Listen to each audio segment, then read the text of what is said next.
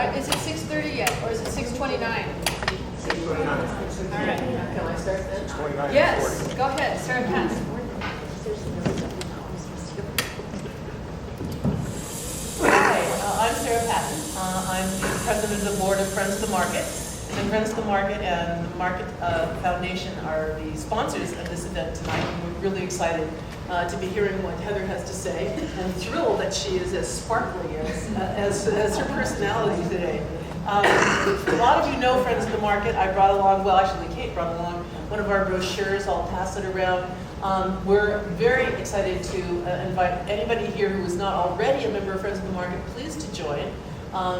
This is an organization that manages to continue the advocacy that we all know we need to keep the market as it is and as it will be, and also to lead tours in the summer and educate the public about what's going on in the market, and put together events like this that let us know what's been going on in the market forever.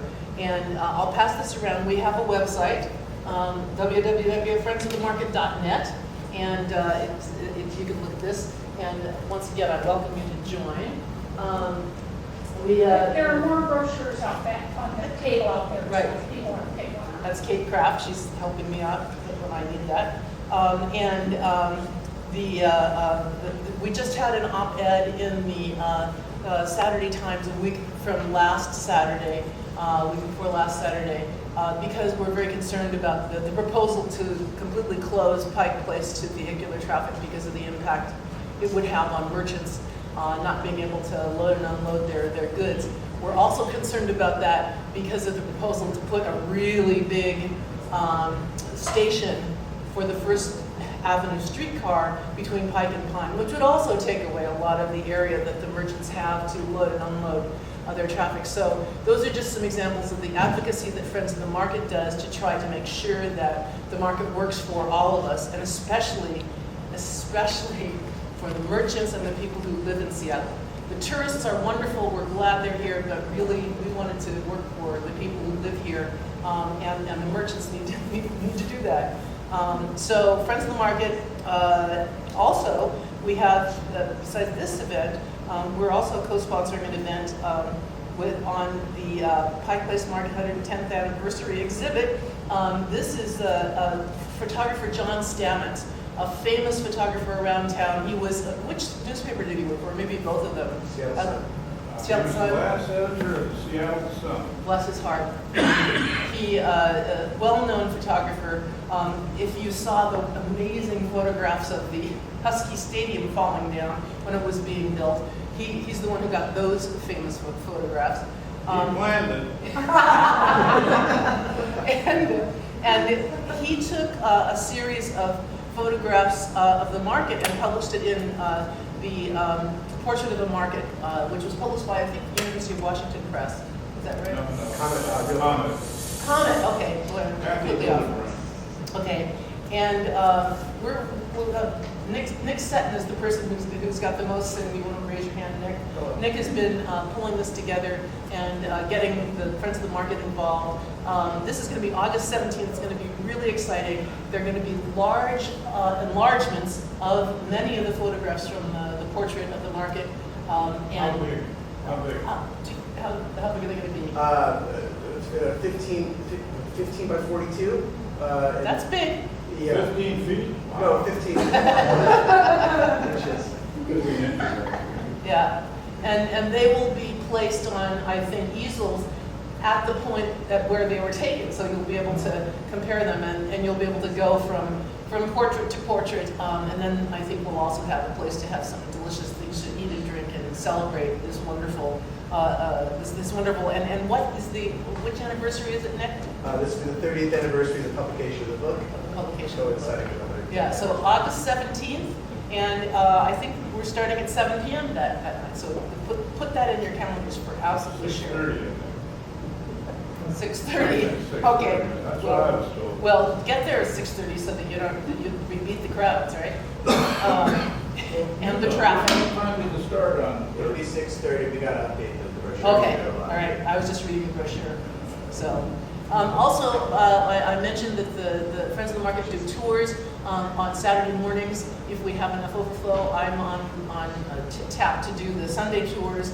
If you rode Alaskan Airlines during the month of June, our Friends of the Market tours were featured in the back of the that magazine that they have there. And so we're hoping that means we'll get a lot more tours. And because that's a great way for people to understand what's going on at the market and get it from people with Friends of the Market who really understand how that works and what we need to do to keep the market as it is. So that's Friends of the Market. We're also today the Market Foundation is another sponsor, and Christy Beckley was going to say a little bit about them. Before I introduce Heather, I will get to introducing Heather any minute now. Thanks, Sarah. We're happy to be here to support the Friends of the Market, and glad that you are all here to join us. I think I see a lot of familiar faces in the crowd, so I'm pretty sure most of you are familiar with the Market Foundation and our work to build community and support the social services here in the market. But a couple updates I'll just share with you. We're getting excited for August 17th and 18th and the whole 110th anniversary coming up for the market. If all goes as planned, when you come to see the John Stamets exhibit on the 17th, you will be doing so in the newly opened Market Commons in the new Market Front building, or expansion. So that is going to be the new neighborhood center housed right here in the market. That will be part of the Market Foundation's way to share the mission and the market and all things that happen with the people that are here in the market, expanding social services, bringing in community groups like yourselves. So if you're interested in learning more, if you have ideas about programming, it's really a program space for the community, flexible, low barrier, for all things market. So let us know. And then if you want to come back to the market the next day on the 18th, it happens to be Sunset Supper, which is our favorite party of the summer. So let me know if you want information about any of those things. Thanks. Great. Well, I'm looking forward to August 17th and maybe 18th too. Sounds great. And I want to now talk a little bit about Heather McAuliffe. I met Heather when Paul Dunn solicited me into being one of the Friends of the Market nominees for a slot on the Market Historical Commission. He said, well, we have to send up 4 names, and so it's not all that likely that you'll get picked, but it'd be really great if you put your hat in the ring. Afterwards, he told me that, yeah, I was a ringer. But I didn't know that at the time. And I served almost 10 years, maybe even more than 10 years, on the Historical Commission. All the time, Heather was the staffer for that. And that was one of the things that Paul told me at the time was, we have a great staffer on the SCOTY. She makes it so much easier for people to serve, because it is a big contribution of your time. As those of you who have served and are serving on the Historical Commission know. And so it's always been great that Heather could be incredibly just basically organized and low-key, but also full of good ideas for compromises when we needed it. But in addition to that, she's just been incredible as she calls herself an amateur historian. I'm not sure what that exactly means, because she doesn't get paid for it, I guess is why. But she's a historian, and she would do things like when we were having a big controversial debate about how much the high stalls should be protected versus the day stalls. Heather went to the archives and found a newspaper story from the 20s about women in the city council hearing coming to fisticuffs over this very issue. It made us all feel like we were doing a pretty good job of working out our issues more. And that's the kind of thing that she does. She's the founding member of the Fremont Historical Society. She's the founding member of the Pike Place Market Historical Society. And she obviously knows a lot about streetcars and transportation in the market. So it's just really delightful for me to be able to introduce to you for this evening's main event, Heather McAuliffe. Thank you.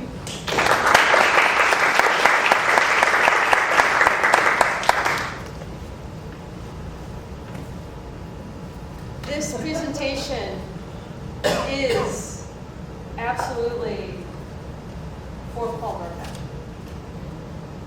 Paul Dorpat has been my mentor in learning how to do history presentations and finding interesting things to talk about for the past 14 years, over 14 years. This is Paul as voted. Can you tell me again who's wooden?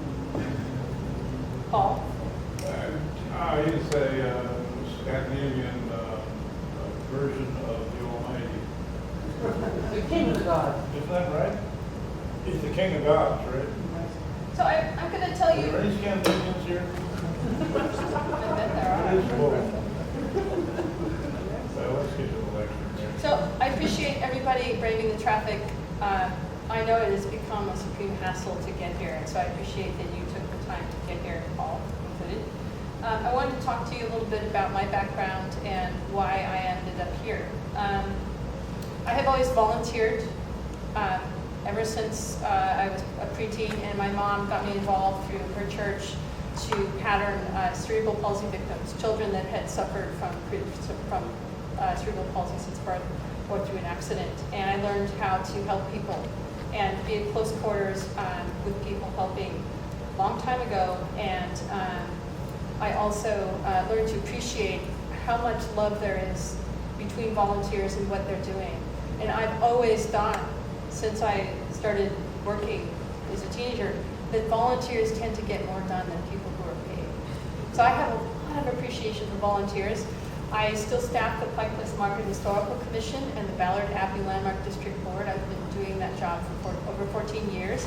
And those are 19 volunteers that make decisions about changes in these two historic districts. So I have a great appreciation for them. My family loves to tell stories, and I love to hear them, and I like to tell them. I'm still learning how to do a good job of it. I have an interest in history that actually goes back to when I was a child. I grew up in the Newcastle area, stomping around Coal Creek, which actually had pieces of coal left in it from the Newcastle coal mines. So I felt like I literally was steeped in it, you know what I mean? There was actually coal mining equipment still left around. As I mentioned, this is dedicated to Paul Thorpat. Paul Thorpat is, in my mind, is the supreme historian in Seattle. And he is incredibly benevolent with his photographs and his knowledge and helping people to get started. He encouraged me in starting the Fremont Historical Society, which I started in 2004. That's us when we started, and Paul actually took that photograph. Roger Wheeler, the second from the left, actually now lives in Heritage House. He recently moved here, and I'm excited to have him get involved in the market, maybe with market history. So I did that for about 7-8 years. And then, before we get to this, then at work, I met John Cox. John Cox, if you wave, John Cox is a streetcar historian, and he comes by it honestly because his father drove a streetcar in Denver, and he himself, well, he hasn't driven a streetcar, he's driven a sounder train, he's worked for Burlington Northern and Santa Fe Railroad. He's retired now, but he's a lot of knowledge about that. And when I met John, he started, I invited him to help me with the Fremont Historical Society's streetcar tours. So we led a few tours, and he showed artifacts at the beginning, like he did here. And I kept telling John, I said, John, you have to start a streetcar history group. You have to do it, you have to do it. But see, I should have been telling myself that, because telling somebody else that, doesn't necessarily get the intended effect. So eventually I said, okay, John, we're going to do it. And so we started the Seattle Street Railway Historical Society in 2011, I think it was.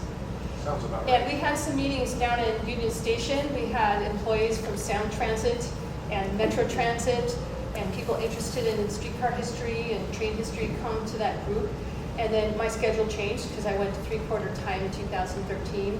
And the group went basically to virtual existence where we all are on a Google group and share research tips and photos, and it's actually great fun. And there's a lot of sharing, and there are people on the list in San Francisco and Portland, who John got involved with us. It's been great. And John, by the way, has been advising SDOT in the planning for the First Avenue streetcar and the possibility of having historic streetcars on First Avenue, the two Benson cars at least, we hope.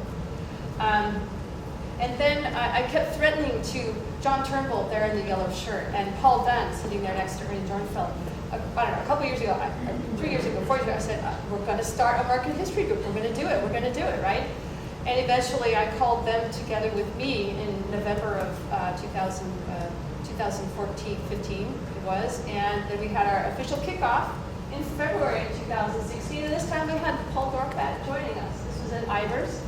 And there, along with me, is Kate Kraft and John Turnbull. And something you might not know about the two of them is they used to do my job. And they're still around here. They're just doing other things now. John works for the PDA, and Kate Kraft is a historic preservation consultant. And then there's Paul Dunn at the back, Bernie Dornfeld, and Paul. Let's see. So one thing that historians do, which I think is fun, but is really necessary, is we correct each other. I think that we exist to correct each other. Get the facts out there. There you go. And I actually have a couple of urban myths that I hope to put at rest at the end of my slideshow. So we'll get to that eventually. But I would invite the historians present and the social historians present to correct me if I'm wrong about things. I am an amateur historian in that I did not get a degree in history. I have not been trained formally in history research. I did take workshops at the Museum of History and Industry from very capable Lorraine McConaughey and learned how to do oral history interviewing and research in my neighborhood. So I do have that, and lots of help from people that know more than I do. But anyway, don't hesitate. Yes, Paul? The amateur historian category is interesting. I've been to an amateur historian and describes as such in the newspaper that I write for. And that's not because I didn't study history, but because they don't pay me well. Okay. Well, and humorous interjections are much encouraged. So, okay. So what is the connection between streetcar history and the market? So I'm going to move on to the next slide here. So the connection is this. I mean, there is some, but there's not a lot. So these really are two topics that I'm combining. But there are a few reasons why I'm presenting this topic today. Number one, about 7 or 8 years ago, along with Roger Wheeler from the Fremont Historical Society, I went to Whidbey Island and interviewed a woman in her 90s who had grown up in Wallingford. And she talked about the fact that they would go down by streetcar down to Pike Place Market on Saturdays to go shopping. And that really struck me, and I thought about how the lifestyle is different for me and most people now. And so that interested me, but also both the streetcar system and the market were important to the development of the city. The streetcars got the masses down here, and the masses were able to get affordable groceries here and produce here in the market.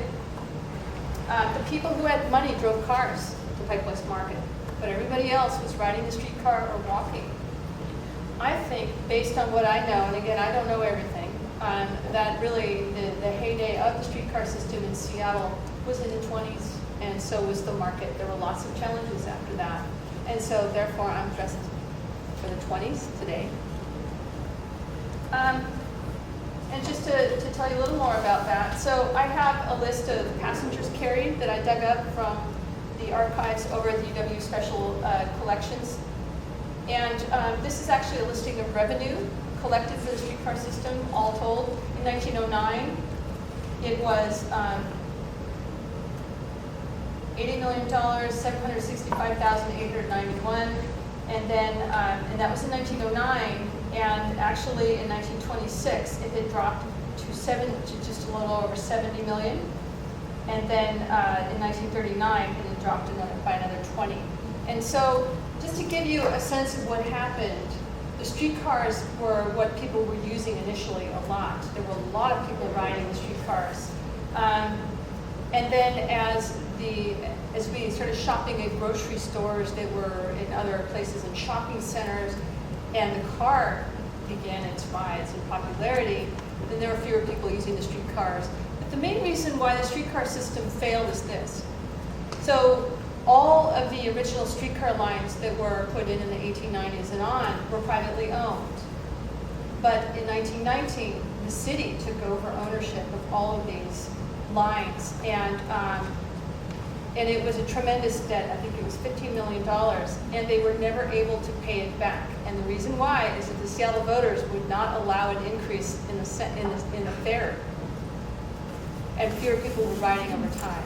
And so by the time the lines were shut down and pulled in 1941, the streetcars were in terrible shape, and not a lot of people were using them. And then ironically, the metal from the tracks was sold to Japan and made into bombs. So that's what happened to our streetcars.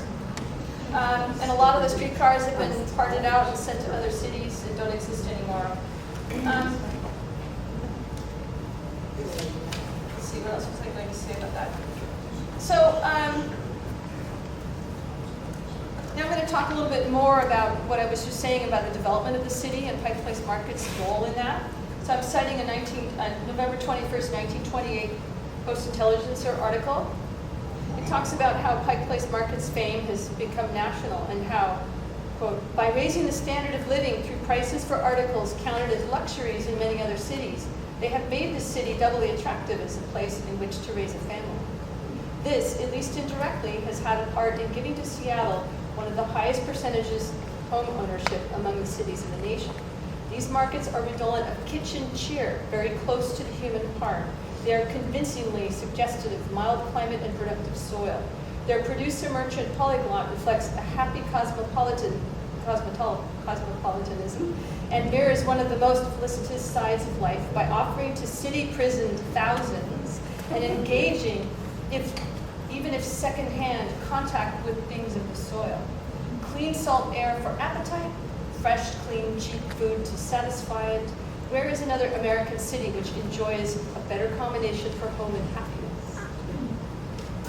So now I'm going to talk briefly about what was happening in the 20s. Here's a snapshot of the kinds of businesses that people could shop at in the market, and then I'm going to go back and give you kind of a nutshell history of streetcars in the city. So in 1927 at Pike Place Market, there were 8 bakeries, 21 stores that sold butter, eggs, and cheese, 5 creameries, 7 delicatessens, 8 fish stands, 5 florists, 16 fruit dealers, 16 grocers, 31 meat markets, 3 poultry dealers, 10 produce stands, 2 sausage manufacturers, and 7 tea and coffee stores. Now that doesn't include all of the things that you could buy in the market, but these are things that people would buy to consume. So some streetcar history basics. The population growth, the population growth, and I'm sorry this is kind of small, but I'm going to describe it, followed the development of the streetcar lines. That's how we got Seattle developed. This is an 1890 map of population density, and if you can just imagine, it's basically pretty sparse. Each down to 100 people. Yeah, and the streetcar lines were built to help to develop the city, often with entertainment centers or parks as destinations. So then let's skip forward to 1910, and you can see that there's a lot of massing of docks right downtown now. And actually, there's quite a few docks getting spread out along certain areas. Well, so this doesn't show up very well, but this is an 1890 map of streetcar lines in Seattle, and I'll just describe for you that basically there aren't a lot at that time. But you go to 1915, and now there are quite a few runs. So, in developing the city, what they did is they would, this is very, very early, Luna Park was in West Seattle, so this was something you could do if you rode the streetcar out to West Seattle. It was an amusement park. And this is Woodland Park. Now this is back in the early 1890s, I forget the exact dates, but Guy Finney had an estate up at 50th and Finney, which has now become Woodland Park Zoo, as you know, and also Woodland Park. And he was a developer, and he had his own streetcar line that went up through Fremont, all the way from downtown to 50th and what was it, Fremont Avenue. And there was this gate, and there was a hunting area. He finally had some deer in there. He had some other attractions for people. And unfortunately, he died at age 41, I think in 1892, was that right, Paul? Early 90s. Okay, and then there was a great crash in the economy, and they pulled out that streetcar line. But, and this is a shot showing the people waiting to go back down Fremont Avenue. So, a little bit later, the other streetcar lines started up around the city, and over, this is a map of streetcar lines in Fremont, and there was one that was built in 1902. Well, originally there was one in the 1890s, but then it got extended in 1902. It went up Woodland Park Avenue, it went around Green Lake, and it actually got continued around Green Lake in 1902 and extended through Woodland Park. So here's a photograph of a streetcar on the viaduct in Woodland Park. There's actually still part of a bridge that was part of this infrastructure that you can find that's not far from the Bowling Green. So this got people out into the farther reaches of the city, and it helped to sell lots along the way, and people started living out there. Yeah, but tell us, Yes. that, Yes? you said there's still a relic in Woodland Park. Yes. Where? So it's not far from where they have the lawn bowling, and it's a bunch of river rock that's piled up. I think it was a crossover, a bridge that people could walk over that went over the tracks over the viaduct. So that's still there. Half of that there. Oh, good. Half of that. Well, how about is on that? the left. There it is. Yeah, I should pass that one around. Yeah. This side of the wall. So it still exists. Thank you. How very timely. So here's the thing. People living now out in these neighborhoods that we're developing along the streetcar lines have these little convenience stores to go to, corner stores, and there's still lots of these buildings left in Ballard, I know, and also down in Rainier Valley, that have been put to other uses. But just in the stretch of Woodland Park Avenue from 45th down to 38th, there were 4 of these buildings at least. But this isn't where people do their grocery shopping. They took the streetcar and went down to Pike Place Market. Here's another grocery store that no longer exists, though. It's at 39th and Woodland Park Avenue.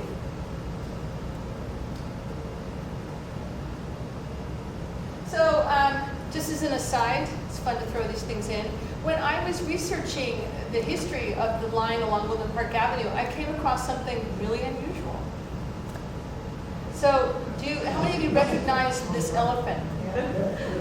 Okay, well guess what? It used to be along that streetcar route, not up on Aurora.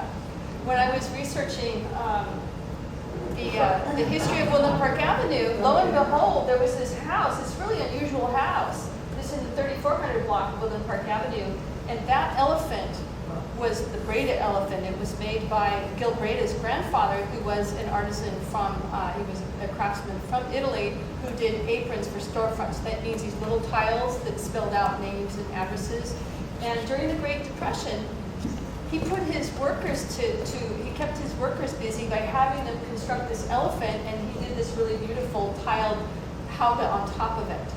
Well, then of course he passed away, and the next generation took over the property, and Gil Breda's father, his father's wife got tired of mowing the lawn around the trunk of this thing. And so one day Gil Breda, who was in school at the elementary school, came home and found the elephant was gone. And I think his heart broke that day. Anyway, it had been sold to the owner of Aurora Flowers. He was just opening a shop. It was 1955, and that's when it got moved there. So just imagine this was a landmark for people riding that streetcar on Woodland Park Avenue, and now it's a landmark for people driving on Aurora. There was, when Aurora Flowers closed and Aurora Rents was going to start, there was a chance to possibly get the elephant back to Fremont, and I was a part of that effort, but it didn't work out. Okay, so back to the market. So what attracted the shoppers? Anniversary bargains. Lots of foods. Okay, lots of food. Lots of fresh food. That's what you find here. I'm going to cite an article from the Seattle Daily Times dated February 3rd, 1908. The article explains how the market catered to religious scruples, selling kosher foods and also fish, which appealed to shoppers who did not eat meat on Fridays, and how the market drove an increase in the consumption of seafood in Seattle because there were so many types available, including salmon, trout, mackerel, perch, smelts, herring, red snapper, skates, inkfish, flounder, sole, cod, halibut, crab, clams, and oysters. Getting hungry yet? And occasionally devilfish and ratfish. Does everyone know what a devilfish is? I didn't. That's a devilfish. Yeah. So in the article, it goes on and lists the kinds of specialty foods from all over the United States and the rest of the world, including possums from Arkansas and Missouri, hams from Virginia and Italy, cured fish from Scandinavian countries, and fruit from all over the world. In highlighting our local produce, the journal lists tree fruits from Wenatchee, Yakima, and Orcas Island, describes a great supply of small fruits, he calls them, presumably berries, in the summer, and that honey was an important article of trade. And finally, the journalist goes into depth listing products for sale at the market described as homemade, such as baked goods, sausages, candies, salads, dressings, cider, jellies, sauerkraut, ketchup, mincemeat, and horseradish, fresh vegetables, chicken, eggs, and pots of butter. And I quote, and hundreds of other delicious food contrivances, which emphasize the value to a great city of an institution of this kind, which brings the producer so much closer to the consumer. It seems to me that nearly all these descriptions could fit the market we know now. So shoppers also came for displays, and I'll get to that, but they came for all kinds of things being sold by owner-operated businesses where people could explain how they made their products. There were florists here, as I mentioned. You have flowers now. Giant. Yeah. Fruit. I think this is a meat company. Could you, Poultry company, yes. when you showed all the flowers, I thought how these days it's a lot of love. Yes. But I think we're looking at Japanese one. You know, they could be Japanese. Most of them. In the next picture too, there's another Yes. on the right. Yes. So this was before. Before the war, your yes, this was incarceration. in the 20s. And yes, and I hope that we will be able to do that. The Market Historical Society will be able to do a presentation on the internment and the effects on the market. It was devastating. Devastating to the Japanese Americans, but also to the market's economy and, of course, the morale there. Poultry. And this one I'd say is probably a bread, butter store or something. I don't know. Eggs. Okay, eggs. Yeah. Now, this is another thing that attracted shoppers, still does, I think, is piles of vegetables. And I could not find ones that show this artfully, but apparently the farmers drew upon two things to decide to create their displays. Largely it came from country fairs in the Midwest, I understand. But then also there was this amazing group of people from all different countries, and so they brought in their own influences. So, yeah, great piles of vegetables. So what else attracted people? The view. Let's talk about the view. So, does anybody know where this is? Could you tell me? Behind the clock. Very good. Okay, and what's there now? No. The stairway. There's a business that throws fish. It's right in front Yeah. of it. You see the column with the lamp on the top? So that was built for the Alaska Yukon Exposition. It's a set of bathrooms. There was also a set of bathrooms built around the same time down in Pioneer Square. They were far fancier than these were, and they were down underground full of marble. But those bathrooms still exist, and that's how old they are. And the light fixture very happily was restored during the recent market renovations. So if you walk back behind Pike Place Fish, then you will see that lamp restored. It was a wonderful thing. I'm glad they brought it back. To give you some perspective now, that's where that view was. Yeah. Thanks in part to John Trimble that was city. Yes, very good. And here's another view. These are called the slabs. These are the outdoor selling spaces. And I just want to bring your attention to, do you see this shelter over here at the far right? That was a city streetcar stop. Now there's a pergola there now. I'll show you the picture of it later, but this is taken in 1972. So you can see the building that burned down that is now used by the market. Yes, thank you, Sarah. So the very corner over here on the left, there's a corner of a building, and that was the municipal market. And that was built in 1921, I believe, 1922, John, is that right? And it had farmers on top. It was an extension of the main market. And it had a bridge, which is called the Desmond Bridge, and it's there now. But people could drive over, even back that early. And unfortunately, the municipal market was compromised by fire in, I think it was 1961. And the market was already depressed economically at that point. And so the building was partially used, and then in 1974 there was another fire that really got it bad. It was owned by the city, And the city did a rehabilitation study that I think was, was stacked toward demolishing, and so it was demolished, and for the last, 30 years, we had a hole there with a parking lot with some old exposed foundation walls, and today we have a building there. And I know there are many hands involved, but I do credit Ben Franz Knight, the current executive director, for his persistence in getting this building built. I joked with him that I thought it was his greatest sculpture. He's actually, he has a bachelor's in sculpture from the University of Washington. So this is an interesting expression with that background. Okay, so onward. Well, this is Arthur Goodwin. I'd like to introduce you to him. I teased John Turnbull that he's Arthur Goodwin. Come back. And he shakes his head, yeah. Anyway, Arthur, okay, so the first owner of the market was Frank Goodwin. And Frank Goodwin was the type who liked to go to the Arctic Club, and he'd made his money in the Alaska Gold Rush, and he invested in oil stocks. And he was vegetarian, and he would walk home to Madrona every day with a sack of groceries from the market. Anyway, but he was pretty conservative. Well, in the teens, the 19-teens, he invited his nephew, Arthur Goodwin, to come and help him with the market. And ultimately, Arthur became the next owner of the market. Well, what's interesting about Arthur, one of the interesting things, is that he was raised in part in New York City, and he was surrounded by people in the theater field. And so he brought an artistic flair to the market and had lots of ideas.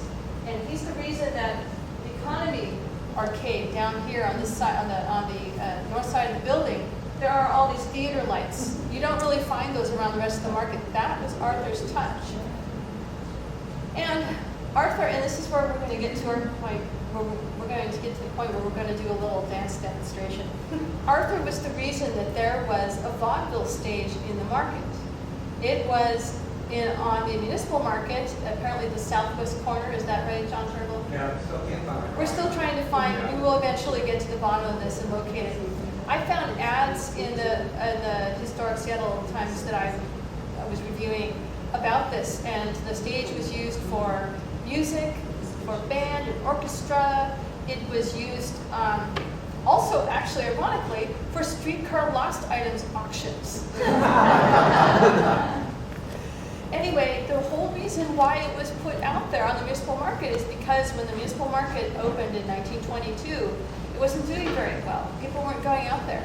So the stage was put in to attract people over there. And so now, I'm going to go to something different. Kevin Finney and I'd like to thank Kevin Finney and Lori Hemingway, longtime friends of mine, for their help with our little mini show. I want you to know that I am not used to doing choreographic dance. And today I spent a lot of time going back and forth between left brain work, working on the slideshow and deciding what I was going to say, and practicing my dance with a video of the back of Kevin Finney dancing. So please pardon me if I do not have all the steps down perfectly, but it'll be okay. It'll be just fine. And John Cox, can you give me a hand? We're going to play a tune for the 20s. And we're just going to do just four steps from the Charleston. Okay? You're gonna love it. Yeah. So let me find the file. Are we safe here? I think so. No, we rehearsed and we kept kicking that chair a lot. It was funny. Heather kept getting it.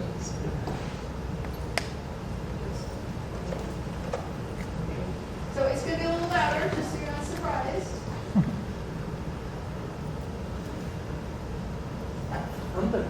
Feel free. Okay. Join it. Okay. Ready? Yeah. Okay.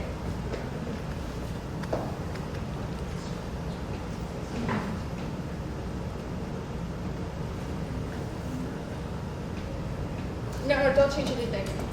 Fine. Okay. It's not, Is it not? Okay. Let me adjust it. I first came to the market as a young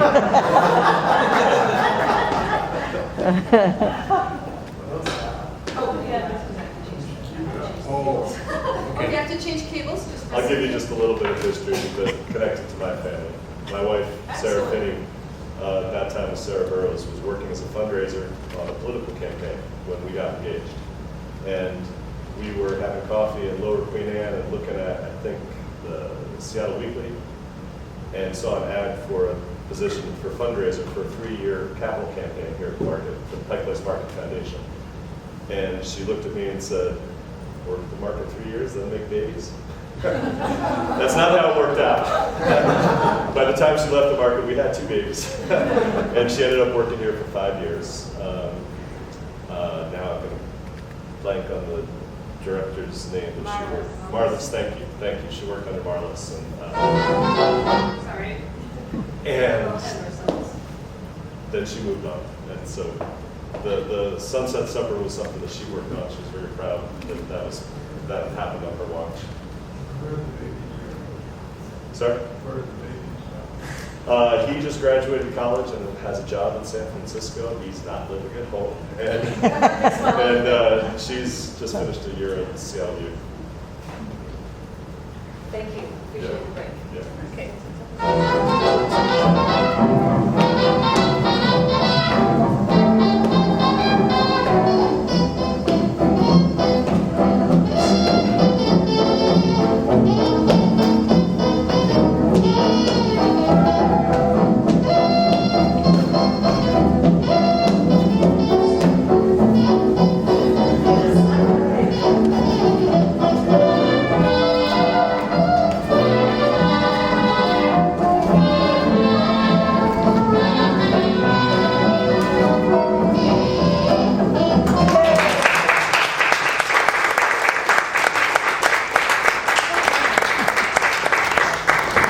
As you see, that's still work in progress.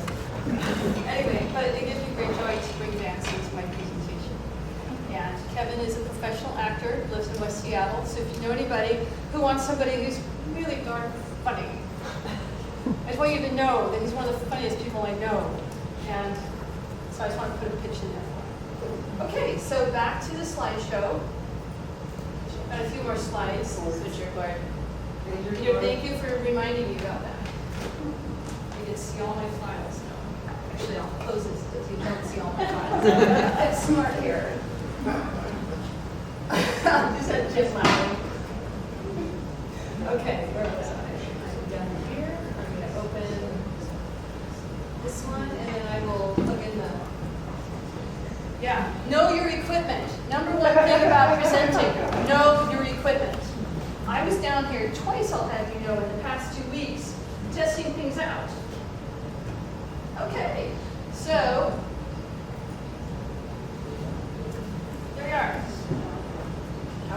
So, I told you about the vaudeville stage, and there was music. There was also a donut machine. Imagine that, there's one now, too, and it hasn't been there the whole time. But there was also the attraction of the Liberty Theater, and this is one that Paul Norpat has written about.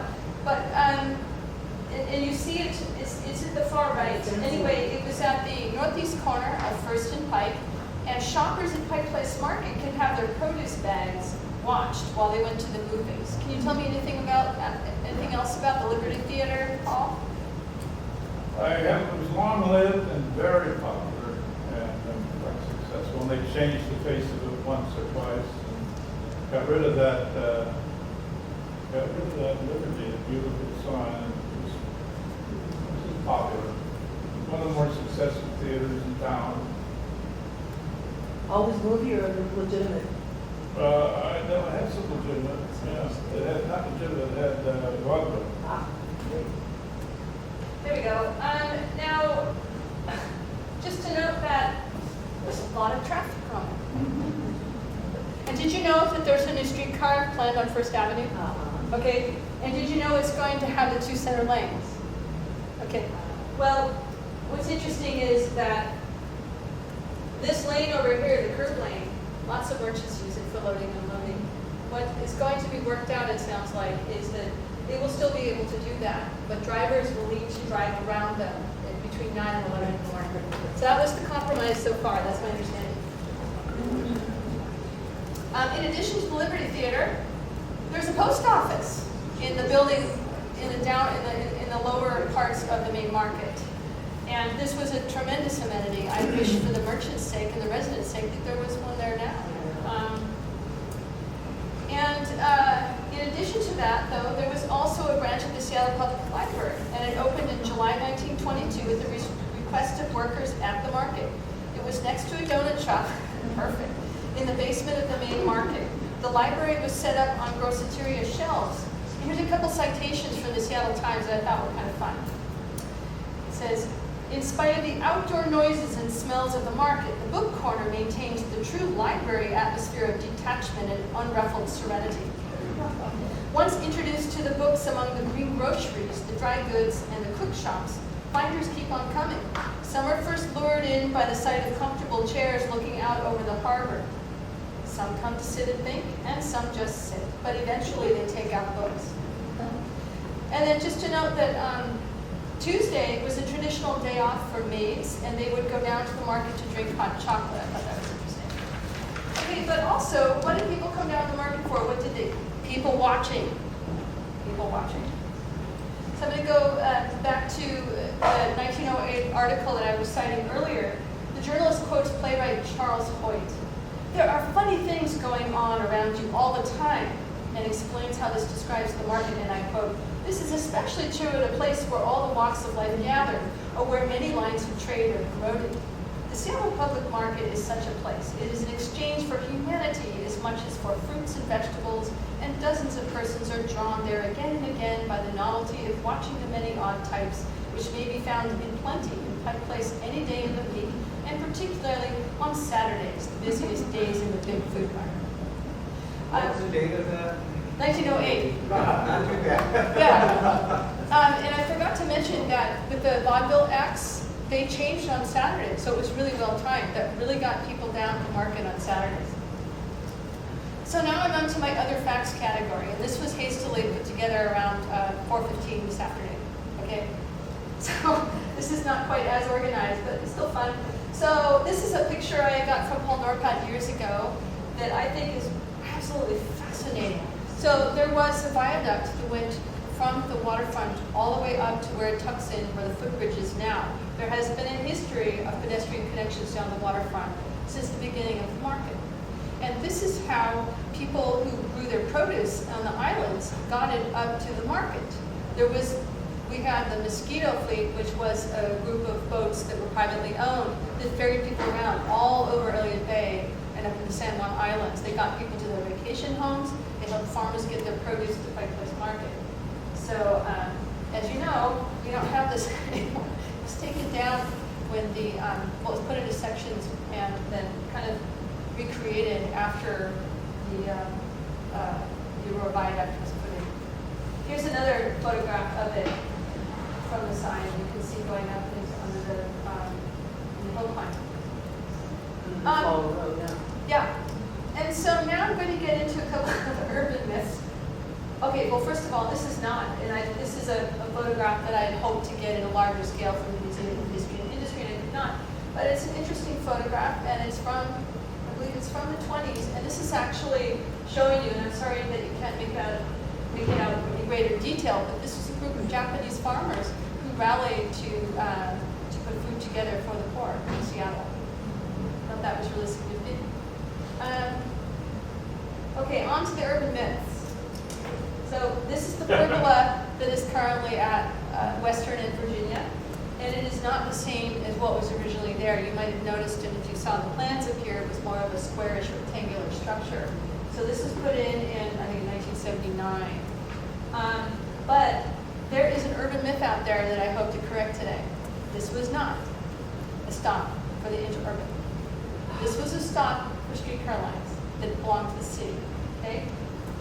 That went along, and there's a shot of the original one. You see at the far right. Can you believe this structure that used to be over the slabs? I don't know how long it was there, but It was stuck in the view. yeah, well, they actually had they actually had some weather protection. But the streetcar stop is the little structure to the right, and the streetcar went along here. You can't really make it out, but there were tracks along Western Avenue and down below the market. There were streetcar lines that predated the market that connected the whole city. The market was not an afterthought, but it didn't actually arrive after many streetcar lines had come in. Here's another photograph of, and this is 1919, showing the streetcar stop. Lots of cars around. There is the closest interurban stop, and that is at Westlake Avenue and Olive Way. Okay, that's gone now. There's a time zone, yeah. Yeah, but that's where people climbed aboard to go to Everett. The other one was down in Pioneer Square in the Occidental Building. So interurban had some connectivity problems with Pike Place Market, just so you know. Not that that's So I'm trying to figure out where the streetcar, how did you get to that location? I'd have to look at a map in detail because I'm not sure. Well, It was on that's First, so west, they went down Virginia? that's Westlake right there, right? No, I'm talking about the other one. Oh, the other one. Oh, okay, yeah, well, we have to take a look at the map after. Virginia. They Right went there. off Virginia and then Yeah. went First? Well, here's a map you can look at. And that would answer it, because I'm just not clear. That's something that I should know, that if I do this presentation. So on to the next urban myth, and I think this is one of the last ones. You're all familiar with who these people are waiting for the interurban. Well, guess what? They're going to be waiting a long time. You know why? Because the interurban didn't go that way. It went up Fremont Avenue. Why this is facing a streetcar line, I don't know, but the interurban did not go there. I just want you to know that. It went up Fremont Avenue. Okay. And here's another photograph of where that is. It's in the southeast corner of Fremont and 34th. And here's a photograph. I think, did you get this one to me? Yeah, Yeah. that's the same spot, and that's Yeah. why the sculpture is there. They just got the wrong name for it. This was a combination of restrooms and concessions. You could actually buy some snacks there and just back. Okay. But it was for everybody there. Now, do you see this amazing set of tracks here? This is called the Grand Union. And guess what? It's still under the pavement. That's why if you go over 34th and Fremont, there's a bit of a mound. You have some air if you want. Because somebody won the battle in getting the city to preserve that under the asphalt. This was called the Grand Union because it was so complex. Can you provide a little narrative for that, John Cox?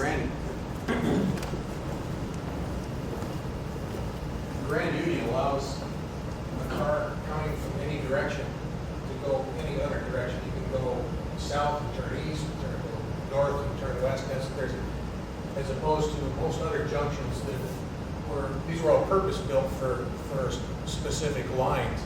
But this just happened to be in a spot to where they had cars going up Finney, they had Wallingford cars went this way, and this was access to the car barn, and that building is still there. So they had to have a way for the cars to come any and all directions, because you had cars also coming out of the car barn that were starting service that would either go downtown or go up Finney or whatever. So you can go straight, make a curve. So that's a Grand Union. Very few cities had complete Grand Unions. This is the only one in Seattle. And there was a spot where somebody stood to actually turn the cars. Wasn't there? There used to be a booth over in the southwest corner, and I'm sorry, I don't have a photograph of it. The person who was there did something. Well, before the advent of electric switches, they had electric track switches that came about starting in the teens, but before that they had to manually throw the switch.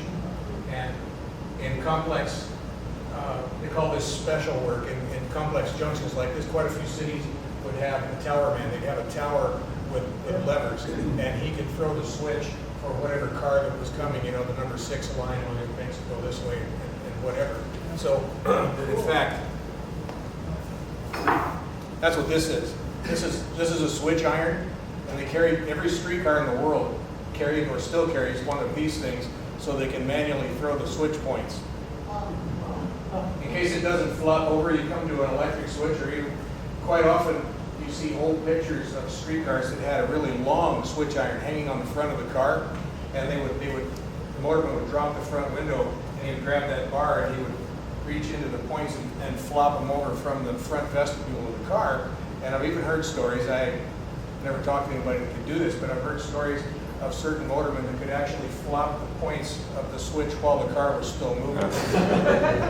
I don't know, I don't think the company would be down with that. Thank you very much. Yeah. So then, What's we're that? on to just a couple more things, and then we'll conclude the slideshow. So guess who that is? Our mayor. Shh, you gave it away. That was Bertha Knight Landis. And called the 5-cent fare. This was called the 5-cent loop, and I asked John Cox what that meant, and he explained to me it was a shopping loop that went from Washington Street to Union. Is that right? So it went along First Avenue, and then where did it go?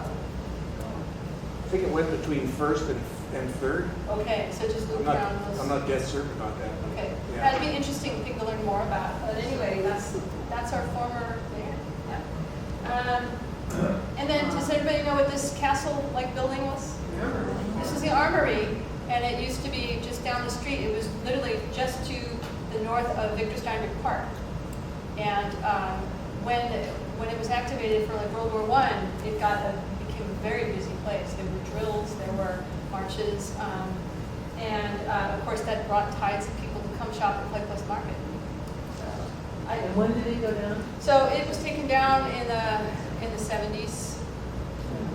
Or 68, I think 1968, right? Because it was compromised by earthquake, and then it took it down to 68. Yeah. Now, speaking of booths and people in them, I thought this was really unusual. This was like a traffic controlling person up at, I forget what the intersection was in Seattle. It's 3rd and Pike. 3rd and Pike, okay. And so what did they do there, Paul? Show off. Yeah. Well, no, they would, this is when they put in the first street lights. Okay. And this is sort of a transition to that, where the directions would be indicated by a traffic coordinator or whatever up in that tower before they actually put in lights. Okay, thank you. That's good education. Well, was it a fly? Huh? Fly that would come down? I think he just leaned out the window and he pointed at me and said, "Go with that" or something. I wasn't there, but. So this concludes my streetcar history and shopping and market presentation.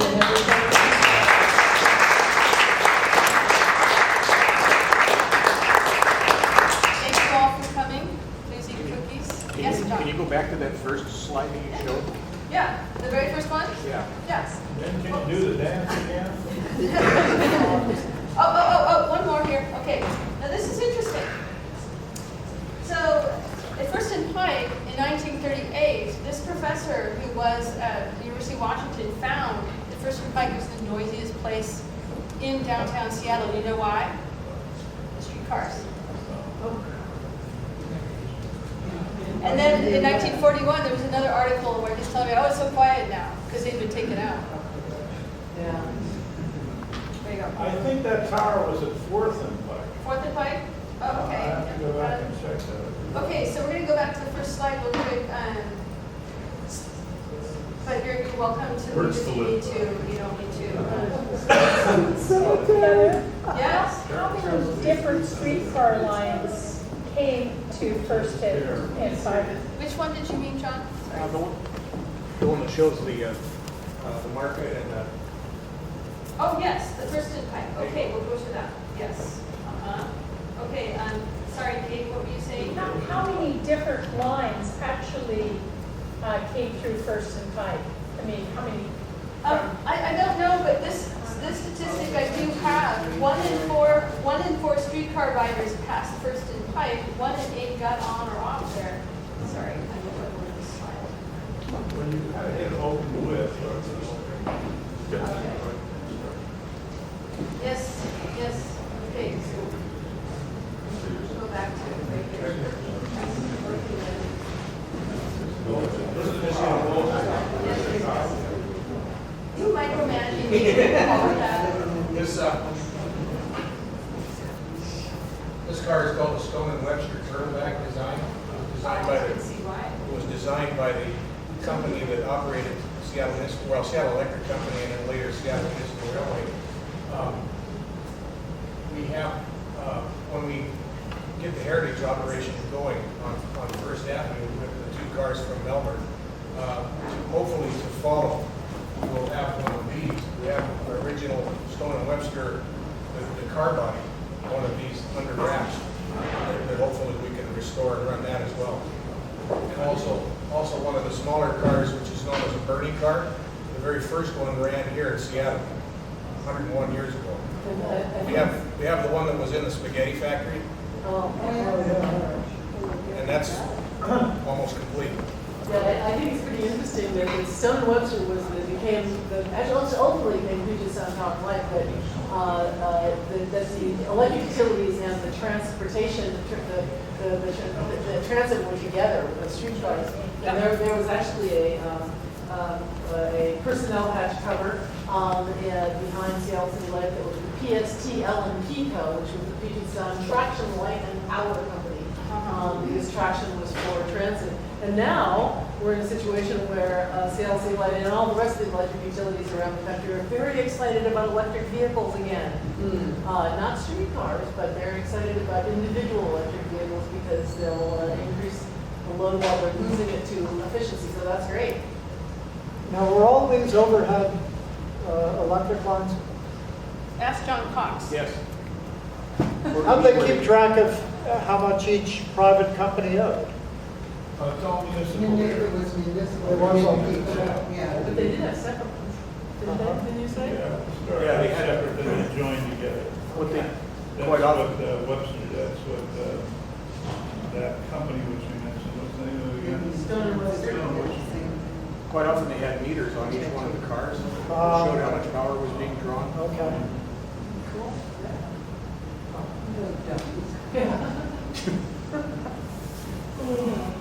Pardon me for snapping.